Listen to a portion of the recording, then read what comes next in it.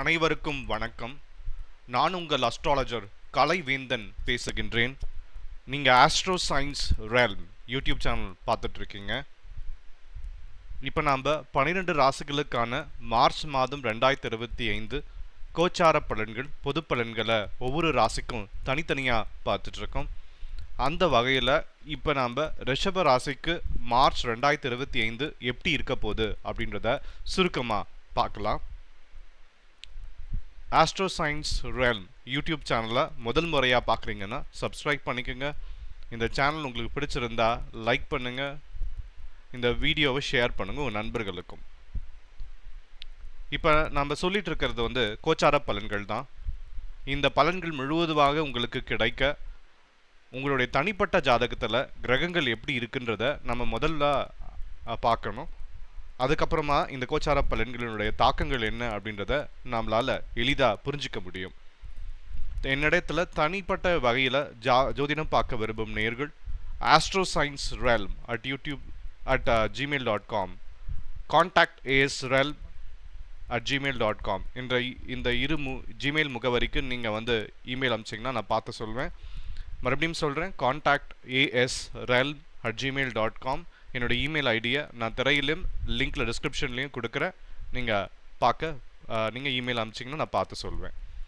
இப்போ நாம் ரிஷப ராசிக்கு மார்ச் 2025 எப்படி இருக்க போகுது அப்படின்றத நாம் சுருக்கமாக பார்த்துட்ருக்கோம்.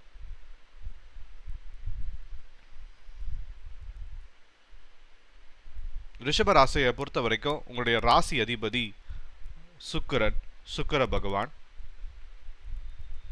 அந்த சுக்கிரன் பார்த்தீங்கன்னா அசுரகுருன்னு சொல்லக்கூடிய சுக்கராச்சாரியார்.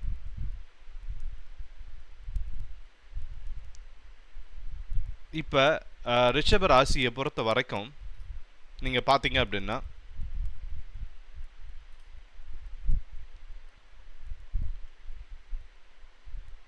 ஒரு ரிஷப ராசியினுடைய மார்ச் மாதம் எப்படி இருக்கும் அப்படின்னு நம்ம பார்க்குறோம். அதுக்கு முன்னாடி நம்ம சேனலுக்கு ஃபர்ஸ்ட் டைம் நீங்கள் வரீங்கன்னா மறக்காமல் சப்ஸ்கிரைப் பண்ணிக்கோங்க. நம்ம வீடியோஸ் எல்லாம் தொடர்ந்து உங்களால் அடையும். அதனால் நீங்கள் பெனிஃபிட் ஆகலாம். சரி, இப்போ பார்த்தீங்கன்னா மார்ச் 2025 ரிஷப ராசிக்காரர்களுக்கு எப்படி இருக்க போகுதுன்னு பார்க்கும் பொழுது மாத கிரகம் என்று சொல்லப்படுகின்ற குரு, ராகு, கேது, சனி எந்த விதத்திலும் மாற்றம் இல்லைனாலும் சனி மார்ச் 29ஆம் தேதி 10ஆம் இடத்திலிருந்து 2 வருஷமாக இருந்த சனி 11ஆம் இடத்துக்கு மாறுகிறார். ஸோ 3ஆம் இடத்துக்கு மாறக்கூடிய சனி அருமையான ஒரு சனி. ஏன்னா 3, 6, 11 ராசிக்கு வரும்பொழுது சனி பகவான் வரும்பொழுது ஒரு நல்ல தாக்கத்தை கொடுக்கிறார். கொஞ்சம் ஜாதகரை நிம்மதியான ஒரு வாழ்க்கை வாழ்வதற்கு ஒரு வழிவகுக்கிறார்.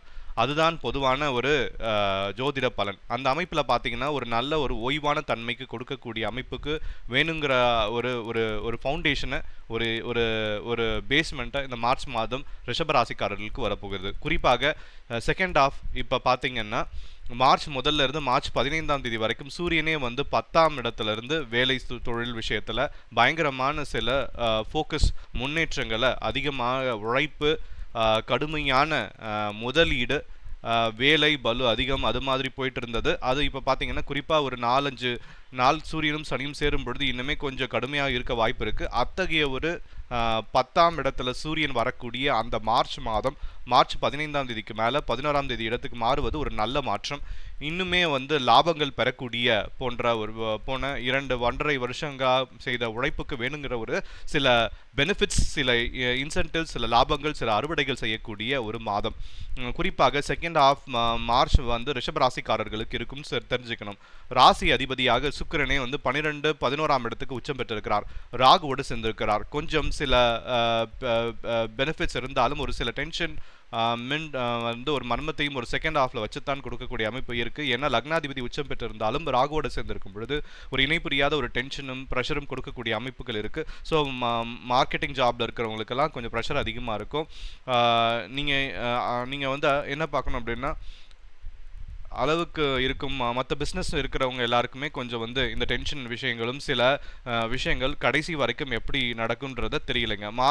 மாதிரி ஒரு மர்மத்தை கொடுக்கக்கூடிய இந்த ராகு சேர்க்கை இது கொடுக்கறதுக்கு அப்புறமா புதனே பார்த்தீங்கன்னா மாதம் முழுவதும் 11ஆம் இடத்துல இருந்து 5ஆம் இடத்துக்கு கனெக்ட் ஆகுது. ஒரு அருமையான விஷயம். ஆக்சுவலாக ஒரு ஒரு நீங்கள் ரிஷபராசி சொன்னாலும், ஏன்னா 11ஆம் இடத்துல ராகு, சுக்கிரன், புதன், அப்புறம் மார்ச் 15க்கு அப்புறம் செகண்ட் ஹாஃப்ல வந்து சூரியனும் 11ஆம் இடத்துக்கு வரது நல்ல ஒரு கடந்த ஒரு 6 மாதமாக ஒரு வருஷமாக செய்த உழைப்புக்கும் முதலீட்டுக்கும் எல்லாத்துக்கும் ஒரு தக்க அறுவடை செய்யக்கூடிய ஒரு மாதமாக குறிப்பாக செகண்ட் ஹாஃப் வருதுங்க.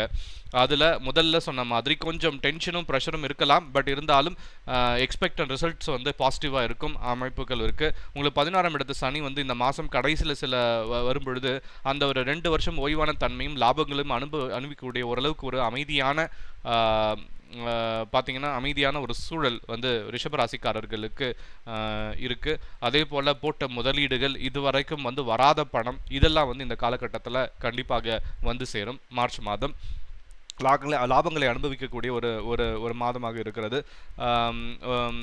அதே போல் மார்ச் மாதம் பார்த்தீங்கன்னா 2025 கண்டிப்பாக ரிஷபராசிக்காரர்களுக்கு குரு ராசிக்குள்ளே இருக்கிறது நல்ல விஷயங்கள். 7, 9, 5 பார்ப்பது, குழந்தை வீட்டில் இருக்கக்கூடிய ஆணா பெண்ணாக இருந்தால் கணவன் மனைவி, பெண்ணாக இருந்தால் வந்து கணவரை குறிக்கக்கூடிய விஷயத்தில் ஓரளவுக்கு கருத்து வேறுபாடுகள் இருந்தாலும் பிரச்சனை இல்லாமல் போகக்கூடிய அமைப்பு.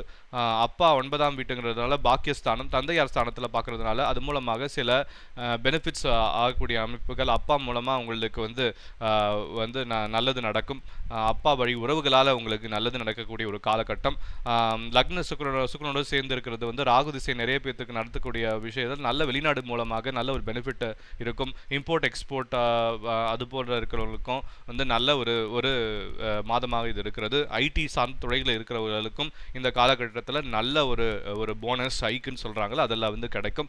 குழந்தைகளுக்கு ஒரு சுப விஷயங்கள் நடத்தி காட்டுறது அது மாதிரியான விஷயங்கள் கொடுக்கக்கூடிய ஒரு அற்புதமான மாதங்கள் இருக்குது. ஸோ ரிஷப ராசிக்கு பார்த்தீங்கன்னா அந்த 2 வருஷம் சனியின் 11ஆம் வீட்டு சஞ்சாரத்தினால அருமையான பலன்கள் இருக்குது. அதுக்கு வேணுங்கிற சில நல்ல பிளசன்ட் சர்ப்ரைஸ் நிறைந்ததாக கொடுக்கக்கூடிய இந்த புதன், சுக்கிரன், ராகு, சூரியன் எல்லாமே வந்து 11ஆம் இடத்துக்கு வந்து அதோட சனியும் சேர்வது வந்து ஓரளவுக்கு நல்ல ஒரு அமைப்பு தான். ஸோ இது ஒரு பொற்காலம். இந்த மாதத்தை வந்து ஓரளவுக்கு நீங்கள் பண்ண வேண்டிய லாபத்தை வந்து நல்லா எடுத்து அது மூலமாக சில லாங் டேர்ம் பெனிஃபிட்ஸ்ன்னு சொல்லக்கூடிய இன்வெஸ்ட்மெண்ட்ஸை நீங்கள் செய்யணும் அப்படின்றது தான் வேண்டுகோள் ரிஷபராசிக்காரர்களுக்கு. ஸோ இந்த பொதுவான பலன்களை தவிர உங்களுடைய ஜென்ம ஜாதகத்தில் உள்ள லக்னம் எந்த லக்னத்துக்கு சாதகமான தசாபுக்திகள் போய் கொண்டிருக்கிறதா இல்லையா, எப்படி போயிட்டு இருக்கிறத பொறுத்து தான் நம்ம முழுமையான என்ன பலன் கொடுக்க முடியும். ஆட்சியா உச்சமா கிரகங்கள் எப்படி இருக்குது, ராஜ யோகாதிபதி திசை நடக்கிறதா, 6ஆம் வீட்டு 8வது வீட்டு திசை நடக்குதா, 6ஆம் வீட்டு அதிபதி திசைகள் எப்படி இருக்குது, இதெல்லாம் வைத்து தான் நம்ம வந்து சொல்ல முடியும். நான் சொல்கிறது உங்களுக்கு வந்து நல்ல தசாபுக்திகள் நடக்கும் பொழுது கொஞ்சம் நல்ல சாதகமான பலன்கள் அதிகமாக இருக்கும். ஒரு தசாபக்திகள் இல்லை அப்படின்னா நல்ல சாதகமான தசாபக்தினா கொஞ்சம் பலன்கள் வந்து கொஞ்சம் கம்மியாக நடக்க வாய்ப்பு இருக்குது. ஸோ ரிஷபராசியை பொறுத்த வரைக்கும் நீங்கள் இத்தனை நாள் பண்ண முயற்சிகளுக்கு வெற்றியும் ஆதாயமும் லாபங்களும் வந்து வரக்கூடிய ஒரு மாதம். அதனால் வந்து அந்த வெற்றியினுடைய சந்தோஷத்தை அனுபவிச்சுக்கோங்க. அதே சமயத்தில் வர லாபத்தை வந்து ஒரு லாங் டேர்ம்னு சொல்லக்கூடிய நிலைத்த முதலீடுகளில் நீங்கள் போட்டு வச்சுக்கிறது மிகவும் நல்லது. உறவுகளில் வந்து நல்ல ஒரு முன்னேற்றம் இருக்குது. கணவன் மணி உறவில் நல்ல முன்னேற்றம் இருக்குது. பிரிஞ்சு சென்ற தம்பதியினர் சேரக்கூடிய வாய்ப்புகள் அதிகமாக இருக்குது.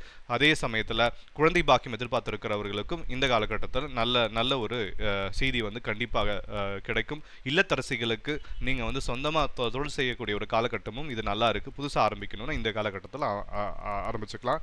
ஆக ரிஷபராசிக்கு மார்ச் 2025 ஒரு ரிலீஃப் அப்படின்னு தான் நான் சொல்லுவேன். நன்றி, வணக்கம்.